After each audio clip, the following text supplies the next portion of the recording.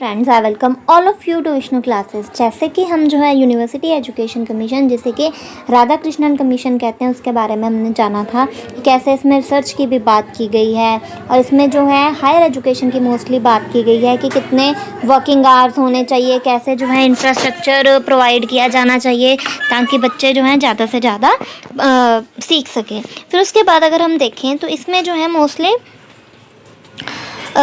Grace marks की कोई बात नहीं की गई थी कि नो ग्रेस मार्क्स की बात की गई है कि ऐसे कोई ग्रेस मार्क्स नहीं होने चाहिए। फिर उसके बाद जो है इसमें पीजी क्लासेस की बात की गई थी, ठीक है। पीजी मींस के पोस्ट ग्रेजुएट क्लासेस की इसमें बात की गई है। फिर उसके बाद इसमें बात करें,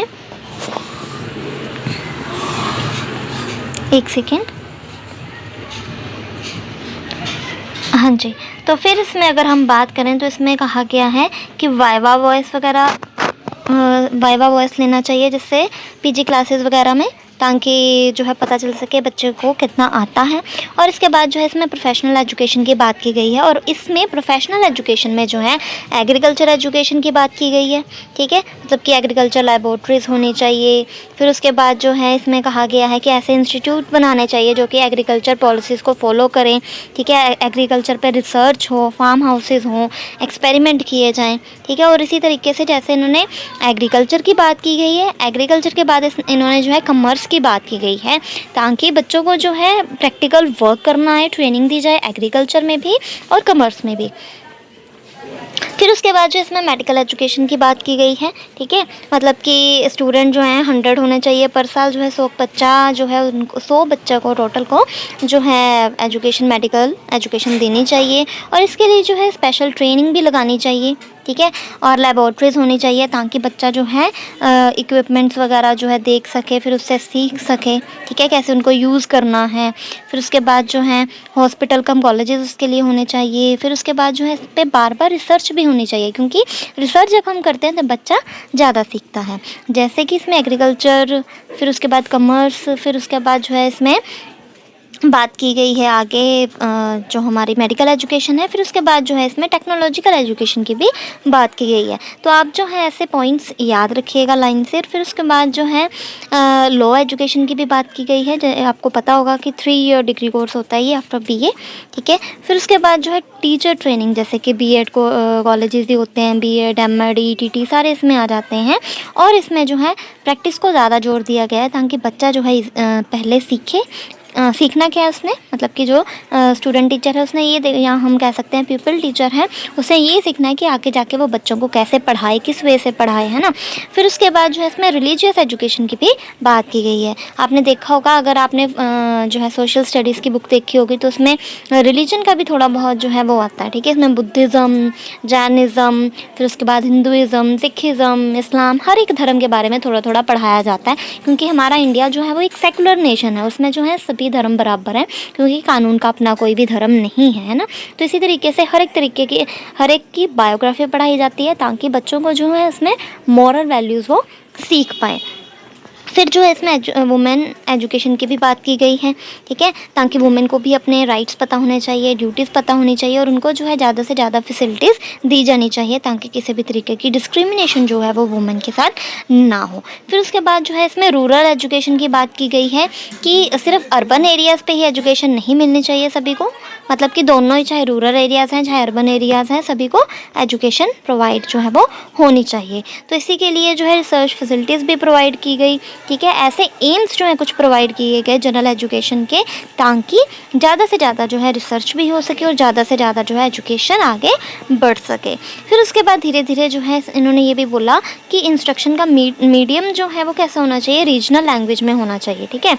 मतलब कि पहले तो हिंदी यूज़ होगी, रीजनल लैंग्वेज यूज़ होगी और फिर धीरे धीरे जो है इंग्लिश पर इन्होंने प्रमोट करने को बोला, ठीक है।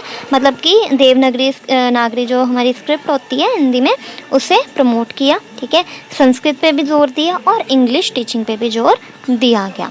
फिर इसमें जो है स्टूडेंट के वेलफेयर पे जोर था, मतलब कि उसे जो है मेरिट के बेस पे जो है स्कॉलरशिप भी मिलनी चाहिए, एडमिशन भी मिलनी चाहिए, मेडिकल एग्जामिनेशन भी उसका फ्री होना चाहिए, हॉस्पिटल्स की फैसिलिटी होनी चाहिए, ठीक है, डिस्पेंसरी होनी चाहिए। फिर उसके बाद जो है एनसीसी या डीन मतलब कि ऐसे डीन क्लब्स बने होने चाहिए जो कि स्टूडेंट वेलफेयर के लिए काम करे, और इसमें जो है बच्चा खुद ही सेल्फ डिसिप्लिन से जो है वो सारा काम करे, ठीक है। फिर उसके बाद जो है इसी में यूजीसी की इस्टेब्लिशमेंट हुई थी 1953 में, मतलब इस्टेब्लिशमेंट नहीं हम कह सकते, बन गई थी।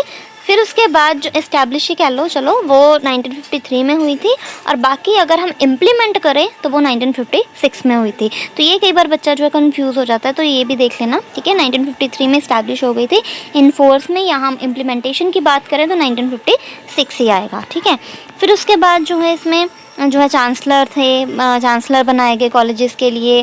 फिर उसके बाद वाइस चांसलर भी बनाए गए, academic counselling time to time होने लगी, सेनेट बनाए गए, ठीक है। मतलब कि उनकी देख रेख करने के लिए सभी के लिए ये बनाया गया, मतलब कि एजुकेशन सिस्टम को देखने के लिए। तो आप इतना भी पॉइंट लिख दो कि यूजीसी की इस्टेब्लिशमेंट की गई, फिर उसके बाद जो है उसके लिए सेनेट बनाए गए, फिर उसके बाद जो है इसमें वाइस चांसलर्स बनाए गए, ठीक है, लिमिटेड पावर दी गई, तो ये भी बहुत हो जाएगा, ठीक है। फिर फाइनेंस तो हर जगह पे ज़रूरी होता ही है कि अगर आपको कोई भी पॉलिसी बनानी है तो उसके लिए फ़ाइनेंस की ज़रूरत होती है, तो इसके लिए फ़ाइनेंस भी जो है बजट भी था, जिसमें स्टेट गवर्नमेंट जो है वो सारा कर रही थी, ठीक है।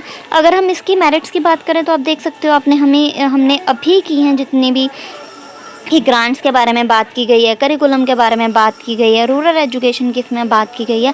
जो कुछ भी आपने ऊपर वाले पॉइंट्स जो भी पढ़े हैं वो आप जो है इसमें डाल सकते हो, ठीक है। इसमें जो है जॉब सिक्योरिटी की भी बात की गई थी। एग्जामिनेशन सिस्टम जो है वो कैसा होना चाहिए, रिफॉर्मेटिव होना चाहिए, आगे से आगे जो है इसमें रिफॉर्म्स होते रहने चाहिए।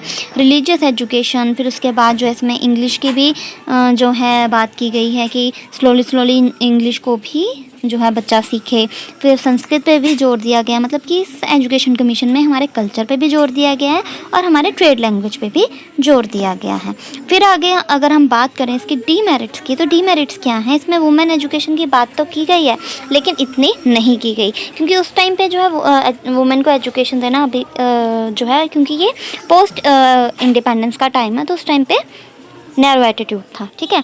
फिर उसके बाद जो है रीजनल लैंग्वेज को धीरे धीरे इन्होंने किसमें रिप्लेस करने की बात की है, इंग्लिश में। पहले इन्होंने बोला है कि संस्कृत भी हो, हिंदी भी हो, जो भी रीजनल लैंग्वेज है वो भी हो, लेकिन फिर उसके बाद धीरे धीरे इन्होंने क्या बोला कि वो रिप्लेस कर दी जाए, किससे, इंग्लिश से। और इसमें जो है कोई इतनी रिजर्वेशंस भी नहीं रखी गई थी, जैसे कि अब होती हैं जनरल SC ST OBC की, ठीक है। जनरल जो होती हैं रिजर्वेशंस वो EWS वालों की होती हैं, ठीक है। तो इस तरीके से जो है इसमें बताया गया है। So hope you like this, please like, subscribe and share this channel for more and more videos. Thank you.